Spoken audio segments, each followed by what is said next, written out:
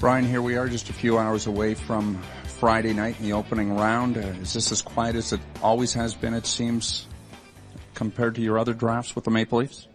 Well, I think so, and I think it's hard to make deals in a hard salary cap environment, and I think that the money deals have to line up, and it makes hockey deals harder. So I don't just sense that it's quiet for us; I sense it's quiet all around, and it's kind of like the ice in a lake, though. Usually if one big piece goes out, other stuff starts to move. So I'm hoping there'll be some movement later, but right now it's real slow. I mean, that doesn't happen often. 2009 in Montreal, Philadelphia acquired Pronger, and there was some excitement in that regard. But other than that, there really isn't that much. No, there's not. And it's one of the things that I've complained about in terms of this current system is that it does restrict our ability to make trades. So, but that's life. Yeah, 16 trades last February 27th, so all quiet then, all quiet here today.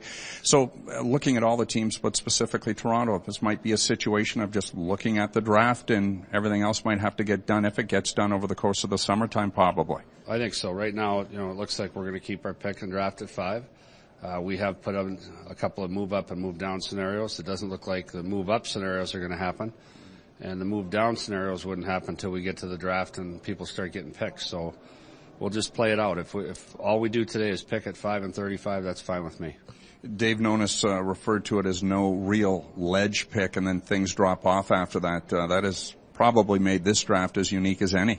Yeah, it's a very very unusual draft in that I think if a typical draft year, if say all 30 teams put in their top 5, probably 15 of them would be the same. In terms of the players involved.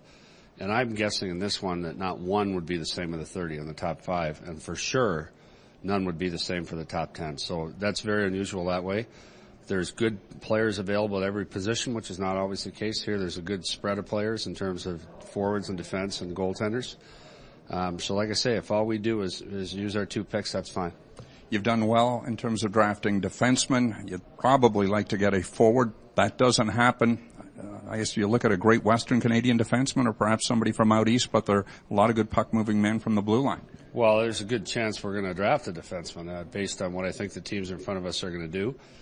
We go off our list. We take the best athlete available, and I think it's the general manager's job to address the positions and other means. But on draft day, I think if you pass on a player and take a lesser player just because he plays a position you like, you really risk making a mistake. So we go off our list, best player available.